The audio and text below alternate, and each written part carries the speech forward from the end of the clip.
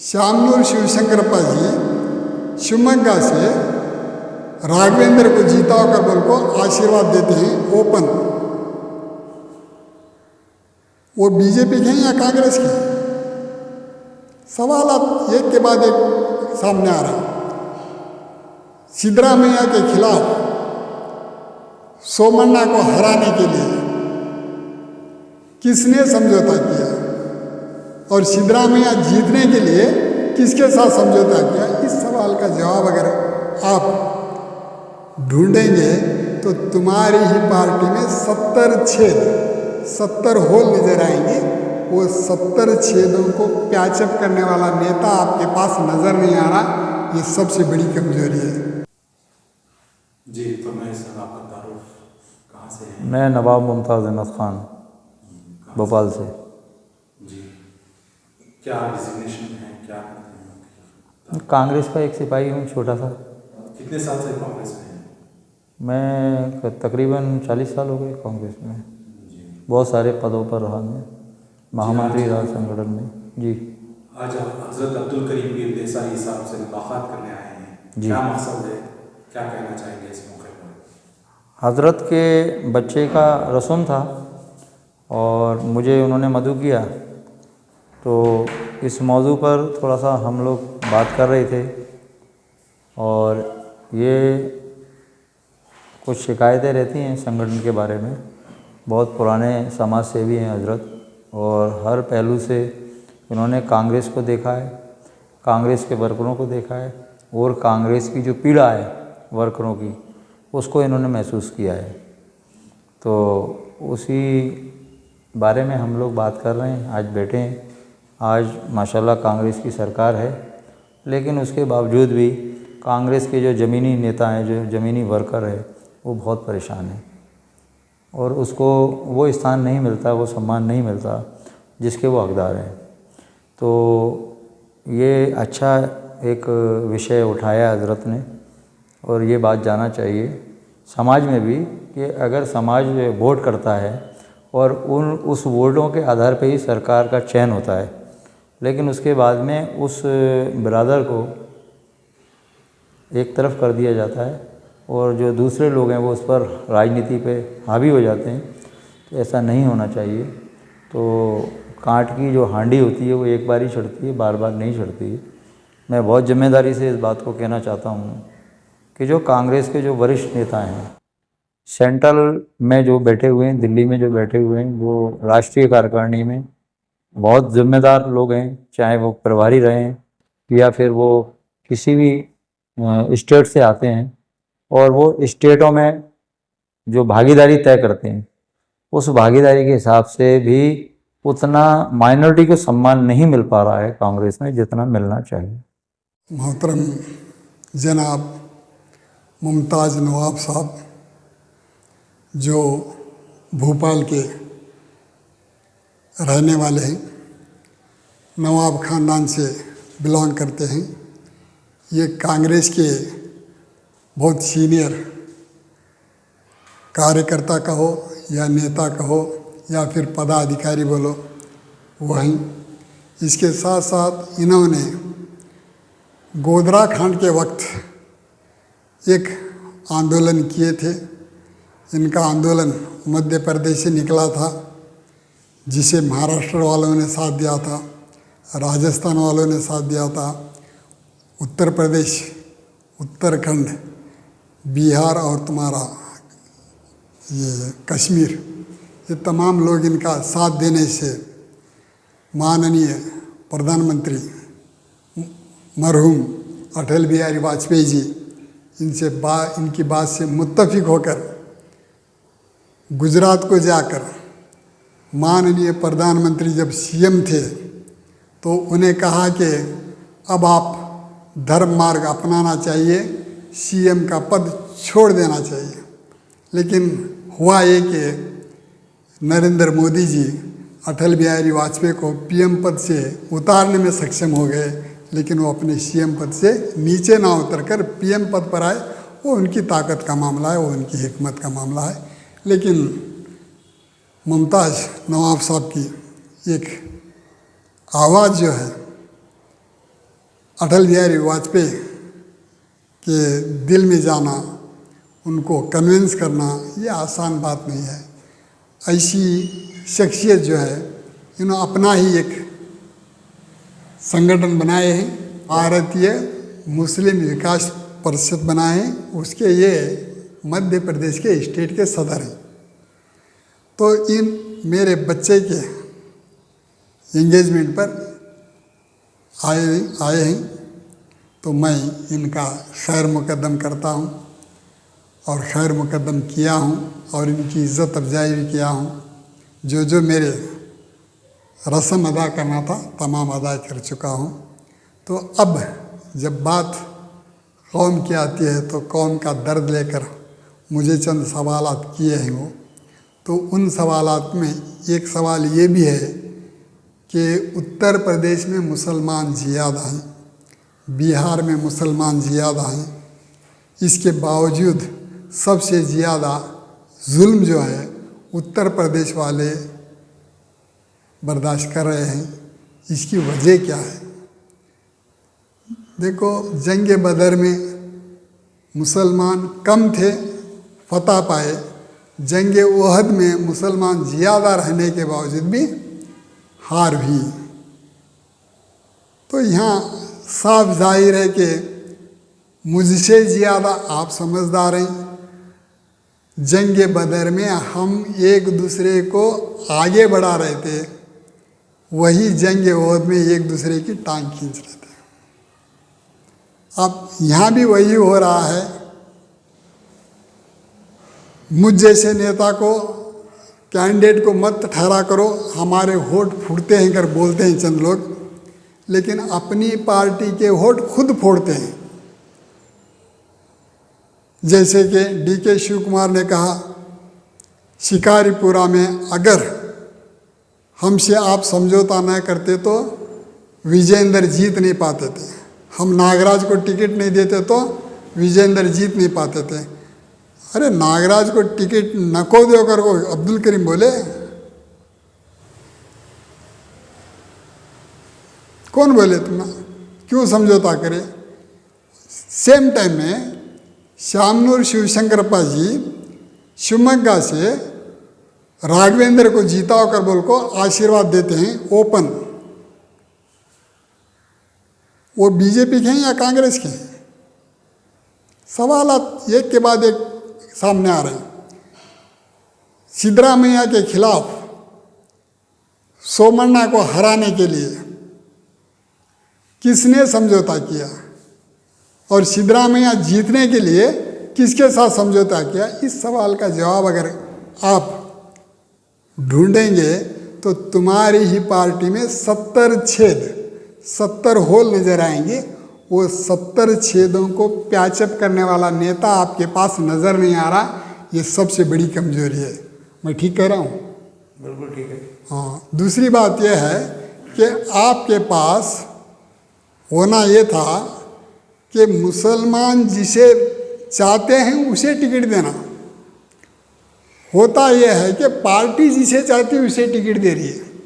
यहाँ नेता और मुसलमान का कॉम्बिनेशन नहीं हो रहा, जिसकी वजह से आप 292 जीतने के बजाय 99 पर खड़ गए।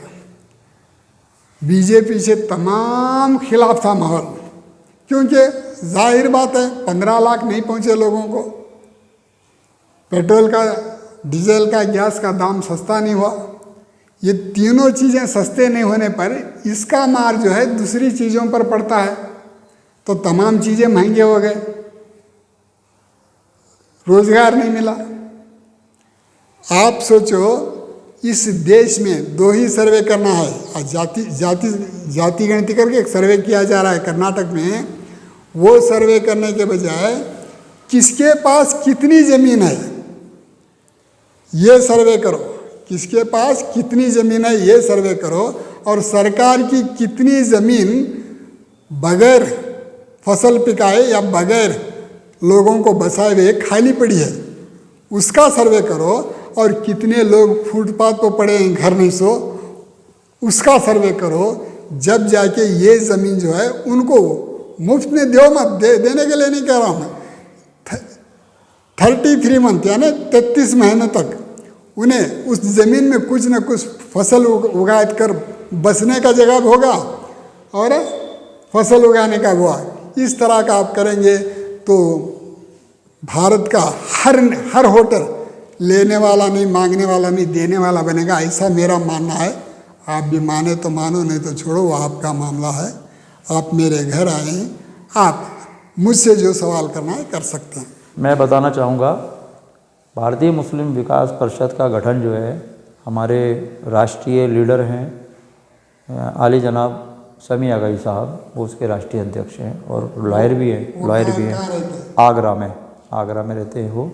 और उनका जो है मेन मकसद था इसको बनाने का कि मुस्लिम समाज संगठित हो, विकसित हो, शिक्षित हो और सुसज्जित हो। ये उनका मुख्य उद्देश्य है इसको बनाने का। हज़रत ने अभी अपने ख़यालात से सबको मुतवज्जा कर दिया और मैं भी बहुत मुतासिर हुआ हज़रत की बात से।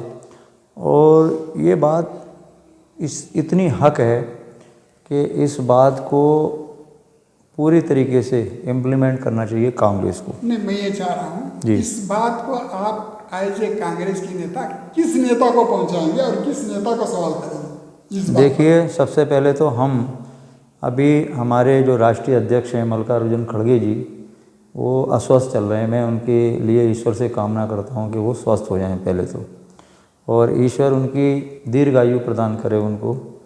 हमारे नेता प्रतिपक्ष जो हैं राहुल गांधी जी, वो बहुत मेहनत कर रहे हैं और उनकी मेहनत का इम्प्लीमेंट ये भी हो रहा है कि पूरी तरीके से जो है सरकार जो है कटघरे में खड़ी हो गई है, केंद्र सरकार। लेकिन जो अभी हज़रत ने बताया, जो बातें रखी कर्नाटक के विषय में, कर्नाटक से जितना वाबस्ता ये हैं उतना शायद मैं नहीं हूँ, लेकिन मैंने ये देखा कि ये गरीबों का दर्द रखते हैं, किसानों का दर्द रखते हैं, मजलूमों का दर्द रखते हैं। इसलिए आज ये हम दोनों एक मंच पर बैठे हैं और ये इंसानियत का मंच है। ये कोई पार्टी पॉलिटिक्स का कोई इसमें विषय नहीं है, ना कोई जातिगत बात है, ना कोई ऐसी धार्मिक बात है कि उन्माद वाली बात नहीं है। इसमें प्रेम वाली बात है, सद्भाव वाली बात है, एकता वाली बात है, विश्वास वाली बात है। जो विश्वास नरेंद्र मोदी जी ने दिया था युवाओं को, देश के युवाओं को, उनको सबको धता बताया है और ऐसा प्रतीक होता है कि वो सारे के सारे लोग ठगे गए हैं। राजनीतिक ये एक ठगी हुई है बड़े पैमाने पर। तो मेरा विश्वास है कि आज जो बात हज़रत ने रखी है बहुत सोलियाना सत्य है कि जो बातें मैनिफेस्टो में थी भारतीय जनता पार्टी के, तो वैसा ना दिखाई दिया, ना आगे कोई उम्मीद है दिखने की। खैर, ये बात तो इसलिए भी है कि आज जो हमारे देश में परिवेश जो चल रहा है, जातिगत जो बातें चल रही हैं, ये नहीं होना चाहिए, क्योंकि हिंदू मुस्लिम सदा से एकता के सूत्र में रहा है और रहेगा। हमारे जो भी नेता हैं राष्ट्रीय लेवल पर या प्रादेशिक लेवल पर अगर सामंजस्य स्थापित नहीं करते, तो इसके पूर्व में मुझे राजस्थान की जिम्मेदारी दी थी। उस समय राजस्थान में मैं जब गया, जयपुर और ये हमारा कोटा, तो वहाँ के कुछ कार्यकर्ता मुझसे मिले और मुझसे उन्होंने ये कहा कि यार नवाब साहब, हमारे साथ ये है कि सरकार होने के बावजूद भी हमारे काम नहीं होते या हमें नहीं सुना जाता और हमें वो पोर्टफोलियो नहीं मिल पा रहे जिसके हम हकदार हैं। मैंने गहलोत सरकार से कहा और अपनी बात वहाँ तक पहुँचाई। राष्ट्रीय लेवल पर भी मैंने बात रखी, जो वहाँ के प्रभारी थे रंधावा जी, मैंने उन तक भी बात पहुँचाई। उससे पहले भी हमारी कई प्रभारी ऐसे हैं जो हमारी बात को बहुत अच्छे से लेते हैं और उस पर संज्ञान लेते हुए वो काम भी करते हैं। तो मैं भी चाहूँगा कि अभी समय रहते अगर इस ओर ध्यान दिया जाए, जो हज़रत ने जो बातें रखी हैं, तो काफ़ी हद तक हम लोग एक मंच पर आकर भारतीय जनता पार्टी को परास्त कर सकते हैं। भारतीय जनता पार्टी को आप 29 में हरा सकते हैं। हराने के लिए आज के हालत में, आज जो 7/10/2025 है, आज की हालत में मैं ओपन चैलेंज कर रहा हूँ। आपके पास 99 से 100 लोकसभा के सीट हैं। अगर आप बिला शर्त मुझे सपोर्ट करेंगे तो मैं पीएम बनूं या मैं किसी और को बनाऊं, वो मेरा मामला, लेकिन आप बिला शर्त सपोर्ट करेंगे तो मैं अपनी सरकार बना सकता हूँ। आप अगर चाहते हैं तो माननीय मल्लिकार्जुन खड़गे जी और राहुल गांधी जी, जितने भी आपके AICC के पदाधिकारी, उनको सबको मेरे घर पर खैर मुकदम की दावत मैं आपके तरफ से दे रहा हूँ। इंशाअल्लाह इंशाअल्लाह। अब रही बात, आपने और एक सवाल किया मुझे, आज की हालत में मध्य प्रदेश में मुसलमान कम हैं, यूपी में ज़्यादा हैं। देखो, मुसलमान कम हैं ज़्यादा हैं ये सवाल नहीं रख रहा, लेकिन हमारे पास आज कमी किस बात की है? हेल्पलाइन की कमी है। एक करिए में एक ही घर मुसलमान का होता है तो वो मुसलमान अड़ोस पड़ोस के साथ मिलकर रहना पड़ता है। अगर उस पर कुछ भी बिला शरारत के जुल्म हुआ तो वो डायरेक्ट एक्शन लेने के बजाय, डायरेक्ट कदम उठाने के बजाय हेल्पलाइन से संपर्क करें तो अच्छा रहेगा। अब वो हेल्पलाइन के पूरे इंडिया के जिम्मेदारी आप लेंगे तो बेहतर होगा, मुझे लग रहा है। अगर आप लेते हैं तो मैं आपका नंबर यहाँ अनाउंस कर रहा हूँ। आपका नंबर है 7869579393। इस नंबर पर आप अपने इहाते में कुछ भी गड़बड़ हुई तो इनको राय मशवरा करो। ये अपने नेताओं से भी राय मशवरा करेंगे और मुझसे भी राय मशवरा करेंगे। उसके बाद एक डायरेक्शन आपको मिलेगा जिसकी वजह से आप भी सुकून से रहेंगे, आपके अड़ोस पड़ोस जीने वाले भाई भी सुकून से रहेंगे, ये मेरा मानना है। हज़रत ने अभी जो एक बहुत अच्छा सुझाव दिया है हेल्पलाइन का, और नंबर भी यहाँ पर साया किया है, बहुत अच्छी बात है। और हज़रत की वजह से ही ये एक कारगुजारी जिसे कहना चाहिए, ये रंग लाएगी पूरे भारत में। क्योंकि आज हालात जो हैं, चाहे मध्य प्रदेश हो, चाहे उत्तर प्रदेश हो, चाहे राजस्थान हो, चाहे हरियाणा हो, चाहे पंजाब हो, जैसे अभी आपने देखा सूरत हाल पंजाब का, कितनी बुरी हालत पंजाब में हुई, वहाँ पर भी हमारे मुस्लिम भाइयों ने आकर बढ़ चढ़कर हिस्सा लिया और ये पैगाम दिया कि इंसानियत ही सबसे बड़ा मज़हब है। इंसानियत का कोई धर्म नहीं होता, इंसानियत तो इंसानियत होती है, भाईचारा भाईचारा होता है। हज़रत ने अभी जो कहा बहुत अच्छा पैगाम है, बहुत अच्छा काम है ये, और मैं समझता हूँ इंशाअल्लाह ताला रहमान मैं अपने वरिष्ठ नेताओं को भी अवगत कराऊंगा। AICC के सदस्य हैं, AICC के जो मेंबर्स हैं, AICC के जो पदाधिकारी हैं, AICC के जो प्रभारी हैं, नेता प्रतिपक्ष राहुल गांधी जी हैं, हमारे राष्ट्रीय अध्यक्ष मल्लिकार्जुन खड़गे जी हैं, मैं सबसे राब्ता कायम कर कर इस काम में और इजाफा हो और काम हो। ये बहुत अच्छा सुझाव दिया हज़रत ने, मैं बहुत शुक्रगुज़ार हूँ हमारे हज़रत का, शुक्रिया। आपके 99 MP मुझे बिला शर्त सपोर्ट देंगे तो मैं सरकार बनाऊंगा। ये बात कहीं मजाक न समझे, इसलिए मैं किस तरह बनाऊंगा उसका तस्वीर बता रहा हूँ। अगर आपके 99 MP बिला शर्त सपोर्ट करेंगे तो आपके 99 MP में से 30 MPों को आप क्या करेंगे, हर स्टेट का सदर बनाएंगे। दूसरा जो है फिर 30 को क्या करेंगे, उस्तुवारी बनाएंगे। 30-60 MP का वहाँ लेवल हो गया, और फिर 30 बाकी के जो बच रहे हैं, 60 में से 40 बच रहे हैं, वो 40 में से यूनियन टेरिटरी को 8 ले लेंगे। फिर कितने बचे, 30 बच गए। वो 30 को क्या करेंगे आप सेंट्रल में ले लेंगे, लेकर हर स्टेट के कितने कौन से MP अपने अपने स्टेट के कितने जिताना, ये जिम्मेदारी देकर उनको एक माहौल बना लेंगे। तो आप बिला शर्त सपोर्ट करने से मुझे क्या सपोर्ट मिल रहा है, तो मैं सबसे पहले चंद्रबाबू नायडू को अहमियत दूंगा, दूसरा नीतीश कुमार जी को अहमियत दूंगा, तीसरा ममता बनर्जी को अहमियत दूंगा, चौथा हमारे अखिलेश यादव को अहमियत दूंगा, चौथा स्टालिन को, पांचवा उद्धव ठाकरे को, छठा शरद पवार को, सातवां जो भी हमारे साथ जुड़ेंगे सबको अहमियत देकर मैं सरकार बनाऊंगा। ये मेरा मंसूबा है। ये मंसूबा आपको सही लगता है, नहीं लगा तो मुझे छेड़ सकते हैं, मैं उसका आगे का जवाब भी दे सकता हूँ, क्योंकि मैं एक प्लान मास्टर हूँ जो मेरे पास मजबूत प्लान बनाऊँ। नहीं हम ना मोदी जी अच्छे हैं तो मोदी जी को रख लो, मेरा क्या भी ऐतराज़ नहीं है, उन्हें रहने दो, कब तक है, जब तक वो रहते हैं रहने दो। मैं मोदी जी से मेरा कोई लेना देना नहीं है और आपसे भी मेरा लेना देना नहीं है। ये दिन ब दिन होड़ चोर गद्दी चोर, होड़ चोर गद्दी चोर रोड को बोलते फिरने से एक मनसूबा आपके सामने है, उसका इस्तेमाल करो, मुझे इस्तेमाल करो, मेरी सरकार बनाने दो, आने वाले दिनों में तुम्हारी सरकार बना लो, ये मेरी बात से आप मुत्तफिक हैं तो आ जाओ। मैं हज़रत अब्दुल करीम हाशिम पीर देसाई, MA BEd, कन्नड़ा हिंदी उर्दू, विचारवादी क्रांतिकारी कवि, कौमी सदर, नवरंग कांग्रेस पार्टी, 9731269463। अल्लाह हाफ़िज़।